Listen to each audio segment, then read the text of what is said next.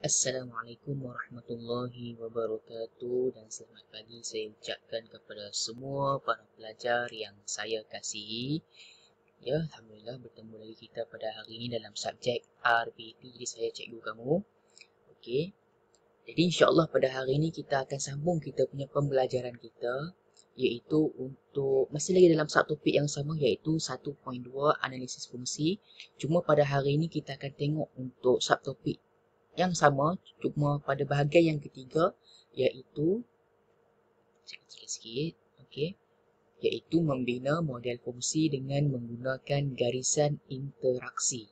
Okey, membina model fungsi dengan menggunakan garisan interaksi. Okey, dalam buku teks kamu boleh rujuk pada muka surat 11. Okey, boleh buka buku teks muka surat 11. Dekat situ ada dia punya nota ataupun ada penerangan dekat situ. Ini saya berikan secara ringkasan saja berdasarkan apa yang diceritakan di dalam buku teks yang ada pada kamu tu. Okey. Pada hari ni kita akan belajar cara-cara nak buat garisan-garisan ni. Kalau kamu ingat, okey, kalau kamu ingat minggu yang lalu, kelas yang lepas, kita dah belajar cara-cara bagaimana kita nak membuat model fungsi, betul? Yes. Jadi garisan inilah yang kita akan belajar, nampak ni, anak panah ni. Anak panah ni kita akan belajar dia pada hari ni. Sebab minggu yang lepas, okey, minggu yang lepas kita tak buat apa-apa masalah, bukan, maksudnya produk yang ada, contohnya macam meja, dia tak ada apa-apa masalah. So kita hanya menggunakan garisan biasa ini saja, anak panah yang ini saja kan. Tapi pada minggu ini kita akan tengok macam mana kita nak membuat model fungsi bagi sesebuah produk ataupun meja ataupun apa barang sekalipun yang dia ni ada masalah dekat dia. So garisan yang macam mana yang kita akan gunakan? Okey, anak panah yang mana yang kita akan gunakan? Hari ni kita akan tengok. Baik, yang pertama sekali ialah kita ada satu anak panah yang sempurna, yang lengkap ni. Simbol anak panah yang sempurna yang lengkap ni kita akan gunakan dia waktu bila? Waktu ianya berguna ataupun normal. Maksudnya benda tu tak ada masalah lah. Contohnya, lantai memegang kaki meja. So tak ada masalah apa-apa dekat lantai dan tidak ada apa-apa masalah dekat kaki meja. So gunakan saja anak panah yang biasa. Okey? Okey. Yang keduanya ialah anak panah ini kita gunakan seperti garisan putus. Putus ni kan, kita gunakan untuk apa? Kita gunakan untuk benda itu berguna, tetapi tidak mencukupi. Dia boleh guna, tapi tak cukup. Contoh sekali kita akan tengok apa dia. Yang ketiganya ialah garisan yang tebal. Okey, garisan yang tebal ni kita gunakan untuk dia waktu bila? Waktu dia ada guna, tetapi dia berlebihan. Dia berguna, tapi terlebih. Maksudnya lebih berfungsi pula dah. Lebih, terlebih sangat. Okey? Dan yang keempatnya, kalau garisan-garisan seperti ombak ni, ianya menunjukkan apa dia? Maksud dia adalah bermasalah. Okey, maksudnya benda itu ada masalah dalam model fungsi. Okey, sebagai contoh. Okey, sekarang kita akan masuk pada contoh. Contoh situasi. Okey, sebuah meja kerja dalam bengkel RBT didapati goyang dan tidak stabil. So, meja tak stabil. Jadi, Siti ternampak beberapa skru yang berkarat di bawah meja tersebut. Okay, so soalan dia nak gunakan garisan interaksi untuk mengenal pasti punca masalah. So dia suruh gunakan garisan ni, semua ni untuk kenal pasti apakah punca masalah yang menyebabkan meja tu jadi goyang. Okey. So dia kata, lukiskan model fungsi yang menggambarkan hubung kait antara komponen dengan kesannya dalam satu sistem. So macam mana kita nak buat? Okey, yang pertama sekali ialah kita kena buat macam ni. Model fungsi, ingat bila mana dia suruh lukiskan model fungsi macam yang minggu lepas saya ajar. Macam ni. Okey, buat model fungsi. Okey, kalau yang ni dia suruh buat jadual kan. Tapi yang ni dia suruh lukiskan model fungsi. So kita kena buat model fungsi dia. Apa dia? Macam minggu lepas juga, buka balik note yang minggu lepas ataupun kamu boleh merujuk dalam buku teks muka surat 11. Okey, so lantai dia akan memegang kaki meja. So lantai dengan kaki meja ada problem tak?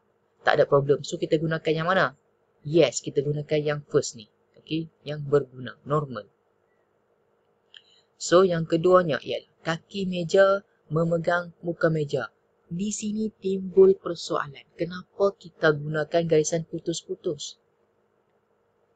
Yes, sebab kaki meja dia tak boleh nak tampung muka meja dengan sempurna. Sebab apa? Sebab skru longgar. Okay, so dia berguna, dia masih lagi boleh digunakan meja tu, tak ada masalah. Cuma dia tak cukup. Maksudnya kalau kita letak beban lebih sikit lagi je, habis meja tu akan ni lah, akan runtuh lah. Okay, sebabkan tak stabil. Terus lagi. Muka meja memegang buku. Kenapa kita pakai garisan putus-putus? Yes, sebab apa? Sebab bila mana kaki meja ada problem, sini pun akan ada problem. So, muka meja tak dapat nak tampung buku ataupun beban yang ada di atasnya. Disebabkan apa? Disebabkan skru. So, skru ini dia tak boleh nak tampung kaki meja dan dia tak boleh nak tampung muka meja. So, kita akan gunakan garisan putus. Ingat, benda yang putus-putus adalah benda tu dia masih lagi boleh digunakan. Tetapi tak cukup. Maksudnya, meja tu still boleh guna. Tapi tak cukup. Tak cukup kuat. So, kita gunakanlah yang ni. Okay. Selalunya, kebanyakan garisan interaksi kita akan hanya guna nombor 1, nombor 2 dengan nombor 4 saja. Kebanyakannya. Nombor 3 ni jarang lah kita gunakan. Tapi kadang-kadang ada juga situasi yang diberikan. Okay. So, di sini, kenapa skru ada problem? Disebabkan kelembapan. Kelembapan ni maksudnya faktor cuaca, faktor suhu, saat panas, saat sejuk, saat panas, saat sejuk, hujan panas, dan akhirnya menyebabkan skru ataupun paku tadi tu menjadi apa? Karat. So, bila mereka karat, dia tak kuat dah lah. Okay? Dia dah tak kukuh dah, dia pencengkaman kepada meja tu, menyebabkan dia akan jadi longgar. So, disebabkan kelembapan. Punca dia sebab ni, kelembapan. Okay, jadi kita akan tengok macam mana kita nak dapatkan kelembapan. Jadi kita akan tengok. Okay. First, yang pertama adalah masalah fungsi dan punca masalah. Masalah dapat dikira pasti melalui analisis. Okay, analisis fungsi komponen. Yang kita dah buat dah semalam tu, yang minggu lepas tu. Kita analisis fungsi setiap komponen ni. Okay, yang ni pegang apa, yang ni pegang apa, yang ni pegang apa kan. Okay. Ia dapat dikesan dan mudah mencari alternatif penyelesaian. Ini kamu boleh buka buku teks, muka surat 12. Dekat situ ada dia punya penerangan dia. Okay. So, 2 langkah untuk mencari punca masalah. Yang pertama sekali ialah kita kena kenal pasti masalah kepada model fungsi, okay, ataupun produk fungsi tersebut. Yang keduanya ialah kita mengenal pasti pada komponen-komponen yang terlibat. Contohnya macam kaki meja ke, ataupun muka meja ke, ataupun skru. Kita cari dia punya masalah dekat situ. Okay. Okay, habis yang tu. Kita masuk pula kepada yang B. Analisis berantai punca dan kesan. Kenapa kita buat macam ni? Okay. Tujuan dia ialah buka dalam buku teks surat 12. Iaitu tujuan saya ambil ringkasan di sini. Iaitu untuk memahami dan mengesahkan rantaian punca dan kesan sesuatu masalah. Saya buka buku teks kat sini ya. Dia punya huraian dia. Okay. Ini disebabkan skru tadi ni sesuatu ada. Okay. Ni. Untuk memahami, nampak? Memahami dan mengesahkan rantaian punca dan kesan bagi sesuatu masalah. Okey. So, macam mana kita nak buat analisis berantai punca kesan ni? Dengan kita bertanyakan soalan. Okey, nampak? Soalan akan ditanya beberapa kali sehingga punca masalah dapat dikesan dan terhenti apabila jawapan diperoleh. Jawapan mungkin disebabkan beberapa jenis halangan. Ingat, 3 jenis halangan sahaja yang akan ada disebabkan benda tu yang menjadi masalah. Yang pertama sekali ialah semula jadi, yang mana semula jadi ni sebabkan panas, hujan ataupun kelembapan. Kalau tadi kelembapan kan. Okey, so disebabkan faktor semula jadilah yang menjadi penghalang kepada ada masalah kepada meja tu.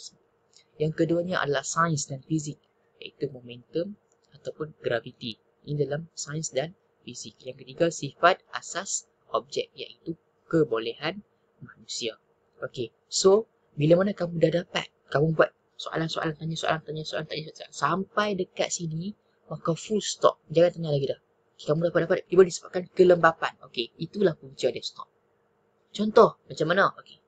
Sini. Okey. Analisis. Okey. Analisis kesan dan akibat bagi sebuah meja yang tidak stabil. Okey. Meja tak stabil. Why? Tanya soalan. Kenapa? Dapat dua jawapan. Yang pertama, muka meja tak stabil. Dan yang keduanya adalah kaki meja tidak stabil. Sebab apa meja tak stabil? Sebab ada dua sebab. Yang pertama, muka meja tak stabil. Sebab kaki meja tak stabil. Pasal apa? Pula dah dua benda ni tak stabil. Tanya lagi soalan. Mengapa? Sebab skru meja longgar. Yang ni pun sama juga, iaitu skru kaki meja longgar. Okey. Pasal apa pula longgar? Kenapa skru tu boleh jadi longgar? Tanya lagi soalan. Mengapa? Iaitu skru berkarat. Tanya lagi soalan. Macam mana pula skru tu boleh berkarat? Disebabkan kelembapan. Bila mana kamu dapat kelembapan ni, antara tiga ni semua jadi fizik dan juga objek yang antara ni kamu dapat je contoh halangan ni, full stop, cukup. Okey, nampak? Soalan terhenti apabila jawapan diperoleh. So jawapan dia kenapa boleh jadi macam tu, punca masalah dia adalah disebabkan yang ni, kelembapan. Okey, so dapatlah jawapan dia. Jawapan dia ialah kenapa meja tak stabil? Sebab meja tak stabil kerana skru berkarat, kerana kelembapan semula jadi, ataupun kita panggil sebagai super system. Ini saya dah cerita kelas minggu yang lalu. Okey.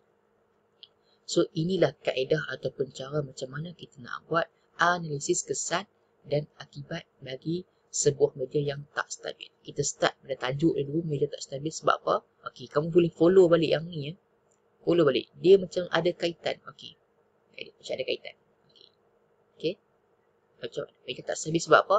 Sebab kaki meja tak stabil ataupun sebab muka meja tak stabil. So dapat dua jawapan. Sebab apa tak stabil? Sebabkan skru ni berkarat atau skru longgar. Ni pun skru longgar juga. Kenapa skru longgar? Sebab skru berkarat. Sebab apa berkarat? Sebab di sini kelembapan. Sama je nampak. Nampak je. Meja tak stabil sebab apa? Muka meja tak stabil. Kaki meja tak stabil. Sebab apa? Sebab apa pula? Iaitu skru meja longgar. Ini pun sama longgar. Yang ketiga, kenapa? Skru berkarat. Dan yang seterusnya, kenapa yang jadi skru berkarat? Sebab kelembapan. Okey. Jadi setakat itu dulu kelas kita pada hari ini. So tugasan kamu pada hari ini ialah nota yang saya berikan kepada kamu ni, okey, yang ada kat tangan kamu ni, okey, yang ni okey. Kamu salin dalam buku nota kamu 1.2.3. Salin saja. Tak ada buat soalan ataupun latihan apa pada hari ini. Just kamu salin saja dalam buku nota kamu. Yang mana kena salin? Yang ni dan juga yang ni. 2 page saja. 2 muka surat saja. Muka surat ni 7 dan muka surat 8. Okey. Jadi yang tu saja untuk kelas kita pada hari ini. Kalau siapa-siapa yang tak ada yang ada apa-apa persoalan ataupun tak faham, boleh DM dan tanya saya dalam WhatsApp. InsyaAllah saya akan jawab dan beri penerangan yang lebih jelas siapa yang tak faham. Okey, jadi itu saja kelas kita pada hari ini. InsyaAllah kita akan jumpa untuk kelas yang akan datang. Wabillahi taufiq wal hidayah. Wassalamualaikum warahmatullahi wabarakatuh.